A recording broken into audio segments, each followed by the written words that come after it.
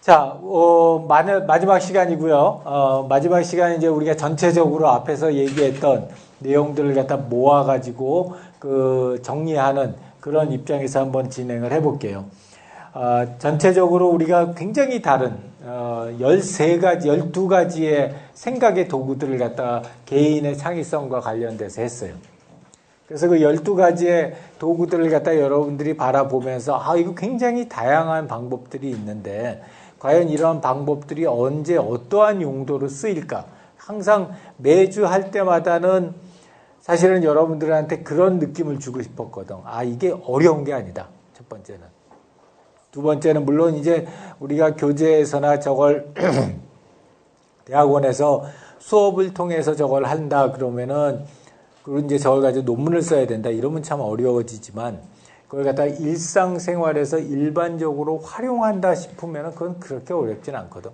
근데 이제 그런 과정을 갖다가 실제로 경험해 보고 여러분들이 수업 시간에 그 내용을 듣고 실제로 일상생활에서 경험해 보고 다시 수업 시간에 와서 여러분들이 경험한 걸 갖다가 공유해 보고 하는 과정이 꼭 우리가 이 전체적인 경영학이나 또는 사회학이나 이런 커리큘럼에서 얘기하고 있는 그런 꽉 짜여진 그런 커리큘럼은 아닐지라도 실제로 체험해보고 그거를 공유하는 그런 과정이 즐겁고 재밌을 수 있다.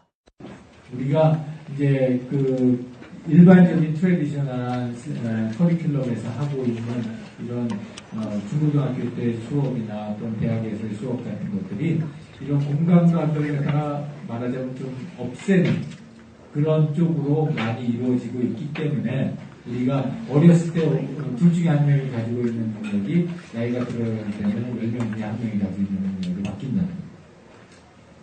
그래서 저자들은 이런 과거에 있는 사람들의 사례들을 다 통해 가지고 이 공감각이라고 하는 것, 서로 다른 형태의 자극을 통해서 다른 경험을 하게 된다는 이런 것들이 굉장히 보편적인 내용이다 라고 하는 것들을 갖다 하고요.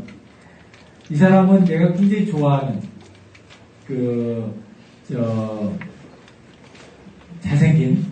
굉장히 잘생긴 천재적인 리스트, 프란츠 리스트가 여러 가지 천재인데 이제 그 중에 가장 큰 천재성 중에 하나는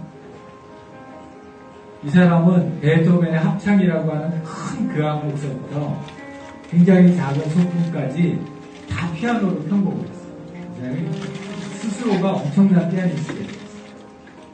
자, 이 사람은 이 곡을 갖다가 하면서 색을 갖다가 표현을 했어요. 여러분 한번 들어보면서 이 음악을 색으로 표현하면은 무슨 색일까?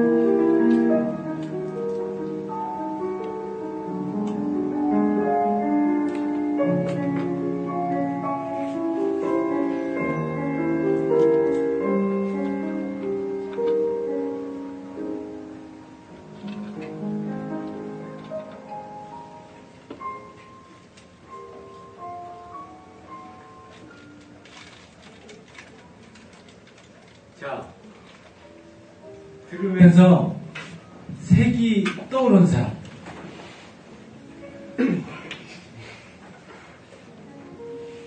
나머지 사람들은 색깔 안 떠올랐어. 자, 색이 떠오른 사람 한번 손 들어봐. 그래도 많이 떠올렸네. 자, 어떤 색깔? 저는 약간 아이스크림 중에 레인보우 샤베트. 레인보우 샤베트 색깔. 무슨, 이유는? 좀 빨간색? 이걸 듣고서 빨간색? 갈색이요. 갈색? 주제 구절마다 색깔이 변한다. 전반적으로 봐서는. 전반적으로는 좀, 그러니까 좀, 딱 어떤 색이 떠오른다기보다는 모노톤의 어떤 그런 방향성, 색상이 모노톤. 뭐 색으로 굳이 따지면, 빨간색, 이 색이랑 이 색이라고 생각했는데, 색 떠오르지 않고, 막 영화 같은 장면들이 떠오르는데, 얘기하기 커플이 사랑하는 거 떠올랐다.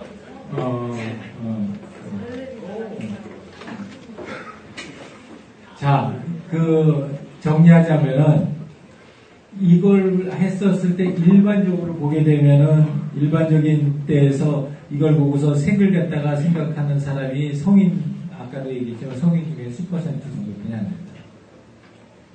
10%뿐이 안 되고, 프란츠 리스트는 이걸 가지고 무슨 색깔을 했었을까? 사실 특정한 색을 갖다 지정하지는 않았어요. 특정한 색을 지정하지 않았지만, 그 색에 대한 핀트를 갖다 좀 높여달고, 낮춰달고, 이런 작업들을 갖다 했었어요.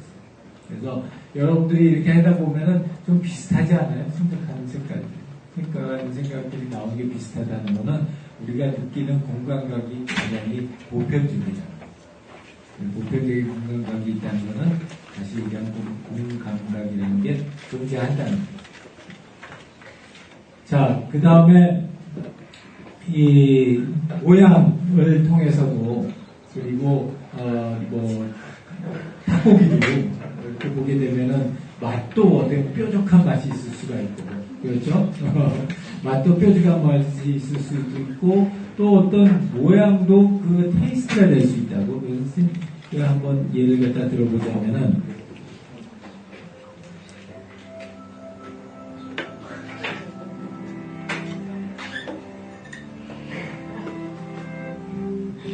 화요일은 무슨 색깔일까? Imagine a world in which you see numbers and letters as color, even though they're printed in black, in which music or voices trigger a swirl of moving colored shapes, in which words and names fill your mouth with unusual flavors. Jail tastes like cold, hard bacon, while dairy tastes like earwax. Welcome to synesthesia, the neurological phenomenon that couples two or more senses in 4% of the population.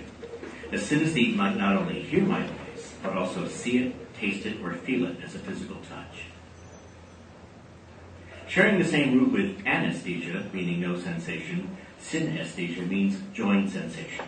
Having one type, such as colored hearing, gives you a 50% chance of having a second, third, or fourth type. 1 in 90 among us experience graphemes, the written elements of language like letters, numerals, and punctuation marks, as saturated with color. Some even have gender or personality. For Gale, 3 is athletic and sporty. 9 is a vain, elitist girl. By contrast, the sound units of language, or phonemes, trigger synesthetic tastes. For James, college tastes like sausage, as does message and similar words with the "age" ending. Synesthesia is a trait like having blue eyes rather than a disorder because there's nothing wrong. In fact, all the extra hooks endow synesthetes with superior memories. For example, a girl runs into someone she met long ago.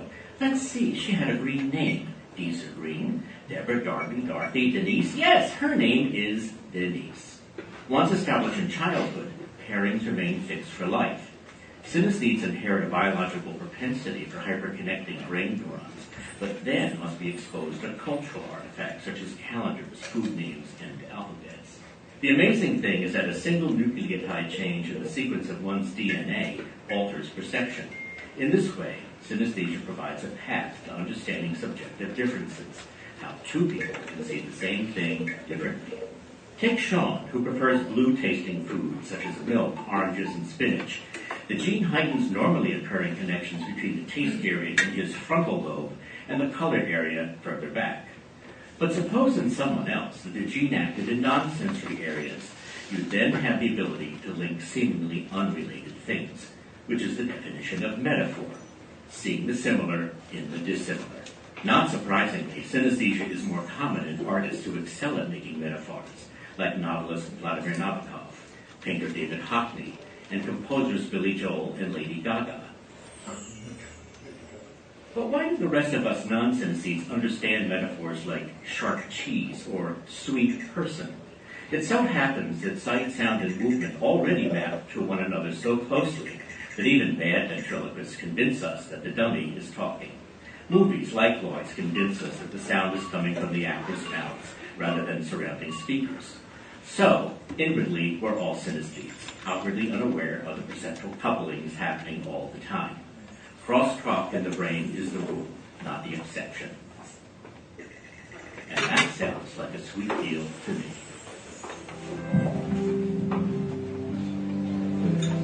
이걸 보게 되면은 그 전반적인 우리들의 마음 속에도 이 시네시스가 아주 일반적일 수 있다는 거죠. 그 글자를 보면서 맛을 갖다 느낄 수 있고, 또 반대로 내가 어떤 음악을 들으면서 색깔을 갖다 연상할 수 있고, 이런 것들이 가능하다는 거고, 이런 것들을 갖다가 실제로 가능하게 한 여러 가지 사건들 또는 사례들을 갖다 얘기들을 했어요. 그래서 많은 사람들이 이제 주장하는 것 중에 하나가 우리가 가지고 있는 교육의 문제점. 우리가 태어날 때부터 가지고 있었던 이런 공감각 능력 같은 것이 우리 교육을 통해 가지고 너무 없어지고 있어서 그런 것들이 큰 문제다라는 걸 지적을 하고 있고요. 그 다음에 이 사람은 철학자인데 이 사람이 주로 연구하는 분야가 일본의 다도예요. 그래서 일본의 다도라는 것도 실제로 들어가서 보게 되면은 굉장히 다양한 자극들이 한꺼번에 모여서 우리한테 어떤 특정 메시지를 전달해주고 있다라는 겁니다. 그래서 이런 통합된 감각을 통해서 우리가 수동적으로 어떤 걸 그냥 받아들이는 게 아니라 능동적으로 그걸 갖다 이해할 수 있는 능력이 생긴다는 거예요. 그리고 그런 예들이 굉장히 많죠. 우리 헬렌 켈러 얘기는 우리 여러 번 나왔고, 또 이런 공감각이 존재하고 있다는 걸 갖다가 우리한테 정확하게 얘기해주는 좋은 예시가 되고요. 이런 것들이 감각뿐만이 아니라 그런 감각을 포함한 모든 사고작용. 그러니까 뭔가 외부에서 들어오는 그런 지각들을 갖다 이해하는 것뿐만이 아니라 걔네들이 실제로 어떻게 작동하고 있는지를 이해하는 모든 것에 다 적용될 수가 있다는 거예요. 그래서 우리가 한 학기 동안 배운 그런 12가지의 그런 법칙들이라고 하는 것은 어떤 의미에서는 우리한테 이런 지각, 생각, 그리고 모델링하는 거, 추상화시키는 거, 트랜스포메이션 시키는 여러 가지 다양한 형태의 작업들을 갖다가 할 수 있는 기반을 제공해 줍니다. 이게 1900 몇 년도에 만든 이제 말하자면 그런 창조할 수 있는 능력을 가진 인간에 대한 모델링이에요. 이런 모델링을 보게 되면 비록 이게 독일어로 써있어서 이렇게 우리가 쉽게 접근할 수는 없지만은 이 내용들을 다 보게 되면은 앞에서 얘기했던 그런 12가지 감각들이 다 한꺼번에 사용될 수 있다 또는 사용되어야지 된다라는 거고요. 이거는 어떤 의미에서 가져왔냐면 나는 음악회에 가면은 미안하지만 우리 와이프는 그런 나를 데리고서 지금도 열심히 음악회를 데리고 가요. 조금 전에도 문자 왔어요. 이번 주 토요일 날 8시에 구모아 쪽에서 트럼본 독집하는데 꼭 가야 되는데. 네, 알겠습니다. 네. 사실은 집에서 가만히 있게 되면은, 요새는 워낙 음향기기들이 좋아지고 그래서 훨씬 더 다이내믹한 모습을 갖다가 DVD를 통해서 집에서 다 들을 수가 있어요. 그럼에도 불구하고 공연장을 갖다가 가고 그 불편한 좌석에 앉아가지고 졸음을 갖다가 뚫으면서 있어야 되는 이유를 갖다가 이고르 스트라빈스키가 나중에 시간이 없어서 그냥 넘어가지만 나중에 한번 유튜브에 돌려져 있는 걸 봐요. 이 사람은 뭘 주장을 했냐면 모든 음악은 꼭 공연장 가서 봐야 된다. 그래서 그 이유 중에 하나가 뭐냐? 거기에서 우리가 전체적으로 느끼게 되는 그 경험을 할 수 없어서 우리가 어떤 하나의 저장 매체를 통해서 보는 거지, 그 음악이 주는 실제적인 경험을 갖다 느낄 수 있으려면 실제로 가서 봐야 된다. 이거는 아론 코플란드라고 아주 아마 여러분 들어보면 알 텐데 시간이 없어서 여기 링크는 걸어놨으니까 나중에 한번 가서 들어보세요. 우리가 굉장히 익숙한 음악이에요. 이 익숙한 음악인데 이 사람이 이 음악을 갖다가 만들면서 주장했던 게 있어요. 그게 뭐냐면은 우리는 동일한 음악을 갖다 듣고 그걸 하면서도 세 가지의 공 지식을 느낀다. 센슈얼한 플레잉, 감각적인 것과 그다음에 익스프레시브하고 이모셔널한 것, 그리고 이걸 통해서 생각하는 뮤지컬한 인텔렉츄얼까지를 다 느낀다는 한 거. 그리고 그런 걸 느꼈을 때가 실제로 우리가 실제 헌신할 수 있고 창조할 수 있는 능력이 생기는 점이다. 이건 참 재밌는 그림인데 이 그림 뭘 것 같아요?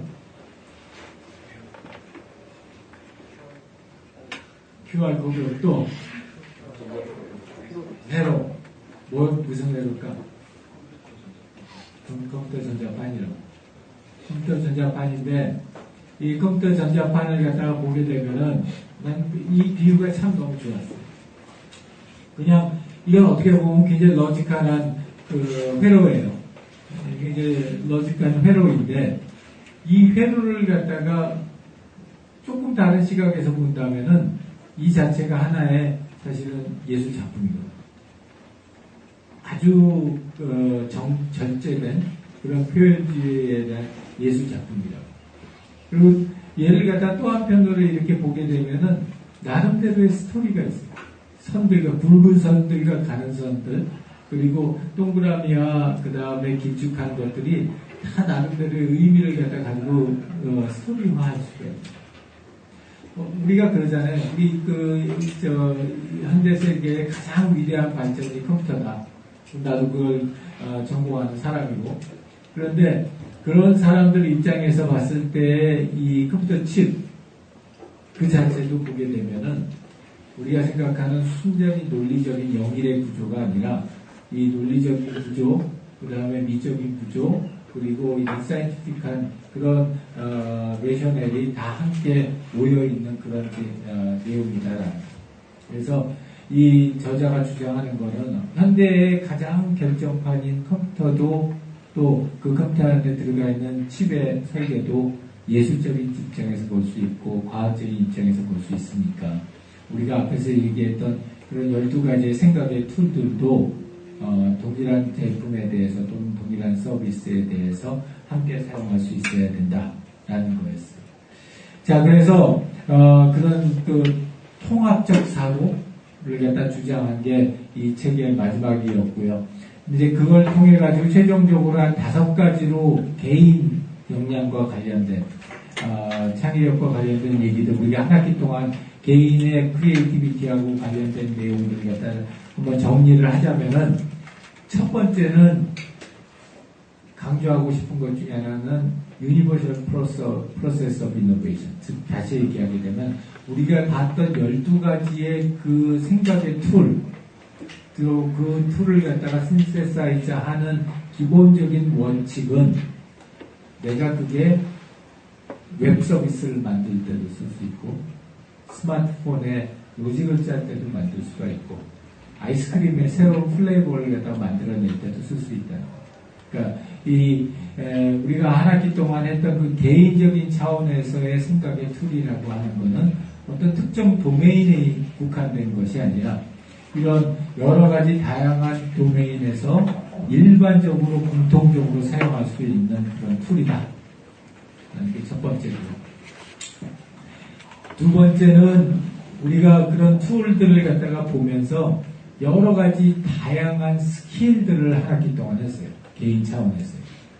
여러분들이 이제 나중에 사회에 나가거나 또는 다른 더 이제 조금 더 시리어스한 그런 수업이나 또는 공부를 하거나 또는 사회에 나가서 이야기를 할 때 그 각각의 툴에 수반되는 스킬들 그런 스킬들이 여러분들 입장에서는 말하자면은 총알 같은 거예요. 꼭 그게 항상 모든 경우에 다 적용이 되는 건 아니지만 여러분들이 그 총알들을 갖다가 개인 과제에서는 다 한 번씩 써봤다고. 그래서 그렇게 써본 그런 경험들이 여러분들의 인벤토리가 됩니다. 여러분들의 인벤토리. 자, 뭔가를 갖다가 팀 프로젝트를 했는데 생각이 바뀌었어요. 근데 12가지의 생각의 툴이 쭉 있었어요.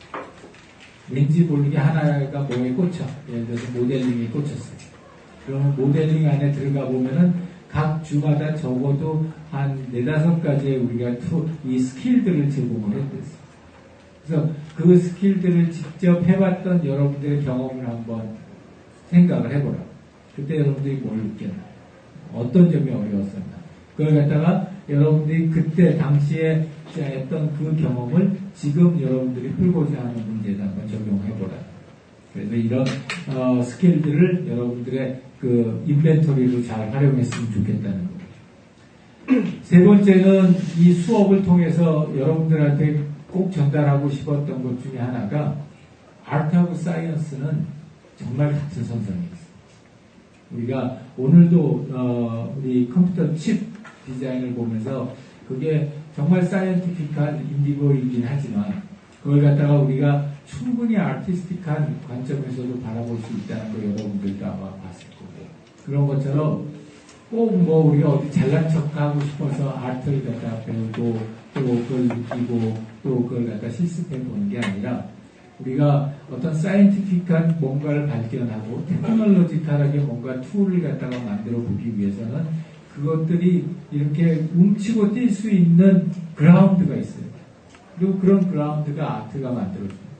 그래서 한 학기 동안 우리가 여러분들한테 꼭 함께 해보고자 했던 것 중에 하나가 다양한 형태의 아트를 갖다 사이언스랑 같이 제공을 했었어요. 기본적인 취지는 아트하고 사이언스는 그렇게 다른 게 아니에요. 굉장히 비슷한 공통적인 고를 가지고 있고 비슷한 패턴을 가지고 있다. 그래서 여러분들이 이제 앞으로 볼 때에도 그런 아트하고 사이언스를 갖다 동시에 볼 수 있는 그런 시각을 가졌으면 좋겠고요. 그 다음에는 뭔가 우리가 그 커먼 디스크립티브한 그런 랭귀지가 필요해요.